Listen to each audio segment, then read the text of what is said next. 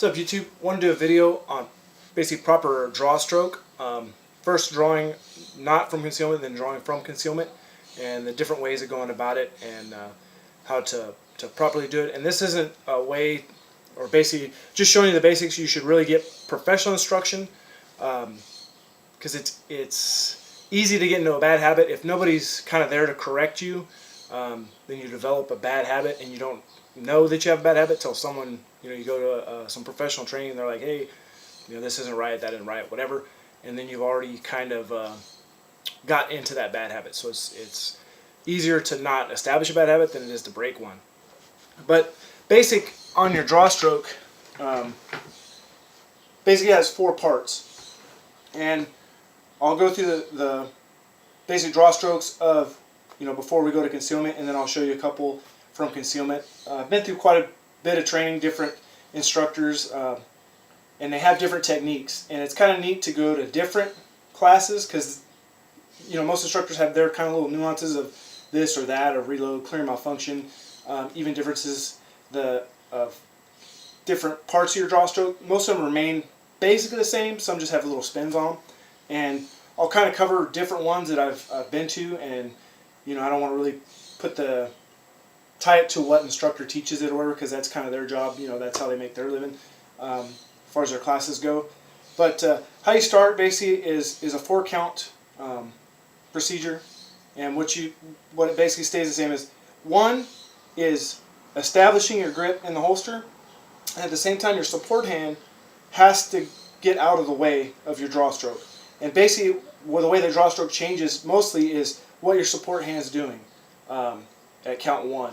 So if you're not drawing from concealment, this hand is not being used or utilized to clear garment or any way or whatever. So basically count 1 would be 1, and this hand comes to your body to clear, so it doesn't interfere, the muzzle doesn't sweep it in any way. So like I said, we'll go through it not unconcealed or exposed, and then we'll go through it concealed. But basically, step 1 is what you really want to do is drive down into the gun and get that grip, because basically you own this grip when this gun comes out.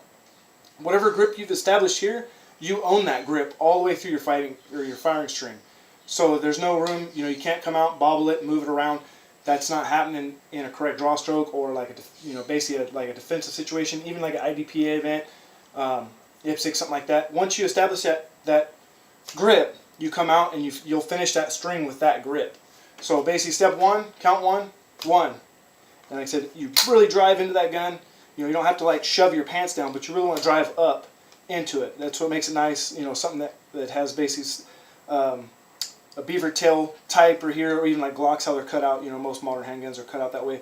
Gives you something to really drive up on. So count 1, your hand comes up. Count 2, it comes here. So you clear the holster. Basically, this gun, the muzzle isn't pointing down, straight down at my leg or my foot or anything like that. So even if this gun discharged here, and let's go ahead and show you guys this gun is empty. It's been checked before, but just to show you that it was empty. So we're at count 2. Count 3, you turn, and at this point, if I had to engage a target, I could. If we're in close proximity, and this is how you would engage a target if someone's basically face to face or within arm's reach, or basically within 2 arms reach of you, because as you push out, this is step 3 or count 3. Step 4, you're going to bring this hand together, or your hands together, push out, and safety's going to come off if it has a manual safety, and at that time you can engage. But why I said you can fire from count 3 is basically when you extend out, if that guy is, if you're doing a defensive situation and your adversary is basically, like I said, 2 arms reach away, his arm length and your arm length, you're not going to want to push that gun out to get it in grabbing distance, because then guess what's happening? He's going to grab your gun, and then now instead of a gunfight, it's a fight over a gun. That's a bad situation. You don't want to be in that. So we're going to do it again. We're going to come back to the holster. Reholster, like I said, count 1, establish that good grip. Count 2, come up, muzzle kind of canted out or whatever. It's even good to like index your thumb to your rib cage just as an indicator. Count 3, you're going to turn the gun, and like I said, at this point you could disengage the safety and engage from here if you had to.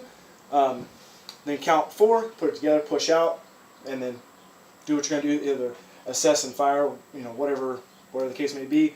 Come out, present, fire if you have to, and then after everything's said and done, Safety goes on. You know, back to the count, so basically you go back to count 3, count 2, count 1, and then reholster. And then, like I said, it's always, you want to have finger discipline or whatever. You never want to have your finger anywhere in the trigger guard when you're going to reholster. So as you come down, because what happens is you can have that finger in there, and that's basically how you accidentally get shot. You know, especially with striker fired guns, something like that that's doesn't have a manual safety or isn't double action.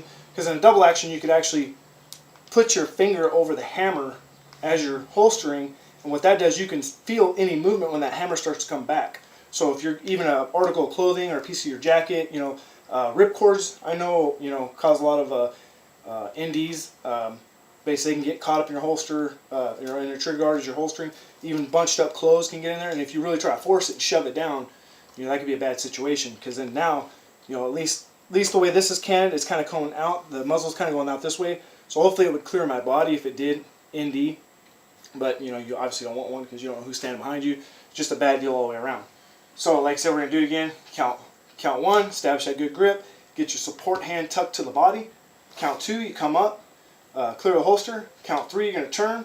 Count 4, you're going to put your hands together, extend out, and you can shoot from here. So, basically, like I said, oh, my shirt came untucked there. You want to, like I said, be cognizant of that because you don't want to just shove it back in there and bind that clothing material up near the trigger guard. There's the spins on count 3. I've been to different classes, and different instructors teach it a different way. So count 1, count 2, count 3 from here.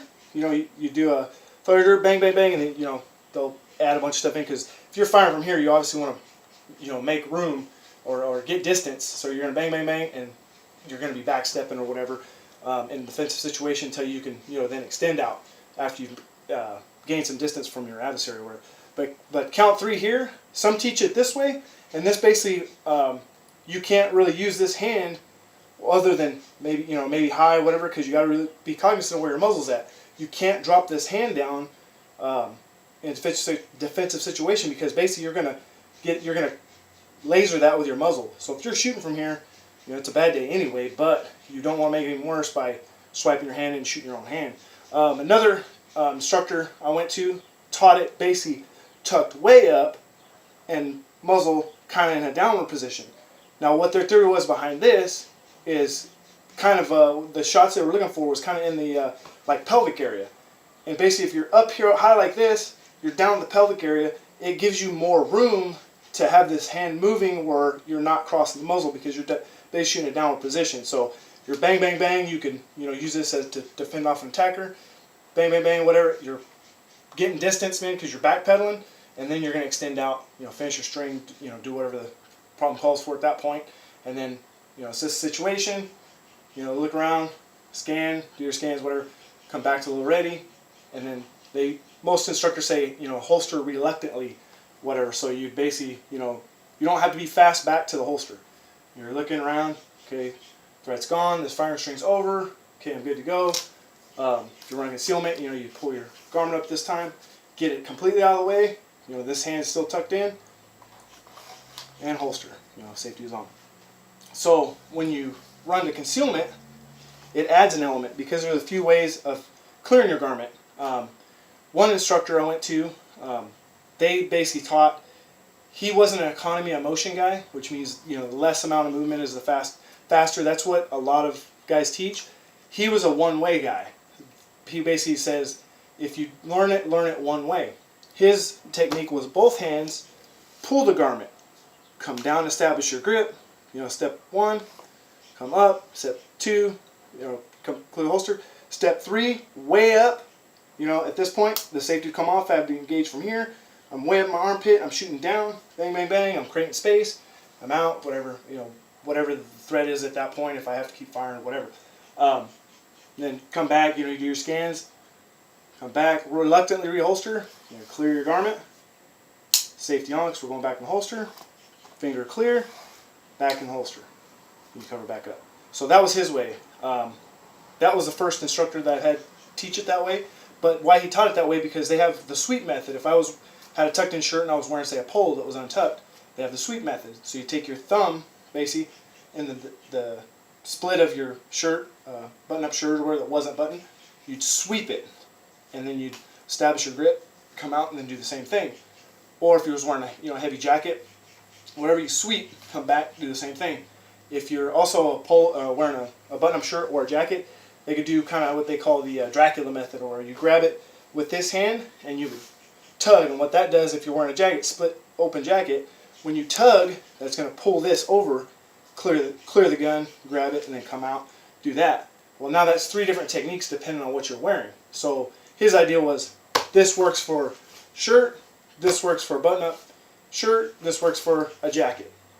So you had to learn one draw stroke. It's not as fast because, like I said, you're normally getting 2 actions at once. You're clearing the garment and then you're establishing your grip. This, you had to come up, clear the garment, and then start to establish your grip, come out, and go over. So it's 2 different theories of basically the same thing.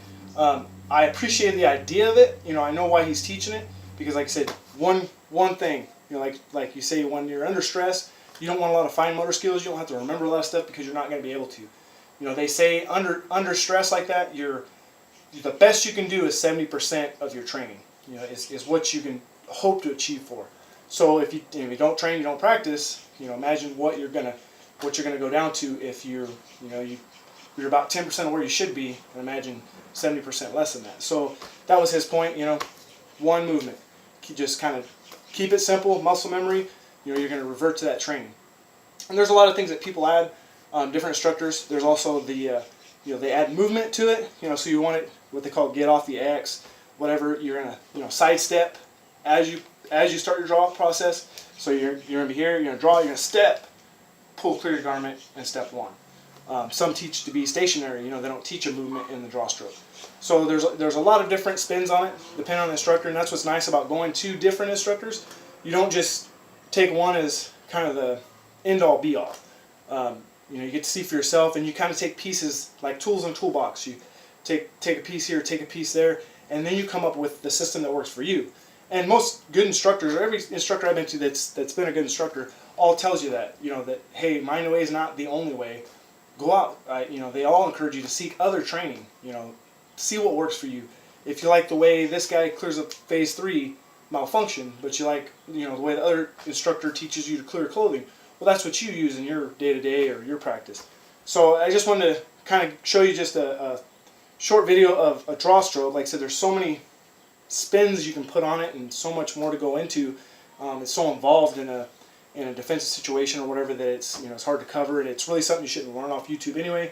You should seek professional training and someone that can stand there, watch you do it safely, and like I said, also correct you. If you are doing something wrong. If you're having me coming up and you're sweeping your body, or you're coming up and you're kind of lazy with this arm as far as moving it, and you're sweeping it with the muzzle and not knowing it. Well, if I'm standing to watch you, I can say, "Oh, you swept your arm, whatever." I can make those corrections. So this is just kind of a quick video just to see how draw stroke goes, and things to be cognizant for. You're definitely your support hand. Never want to muzzle that. Definitely your garments, because what happens if you don't clear this garment and you come up with a handful of clothes? Guess what? When you come out and you go to punch that gun out, what's going to happen? That clothing get caught up, and it's going to knock that gun right out of your hand.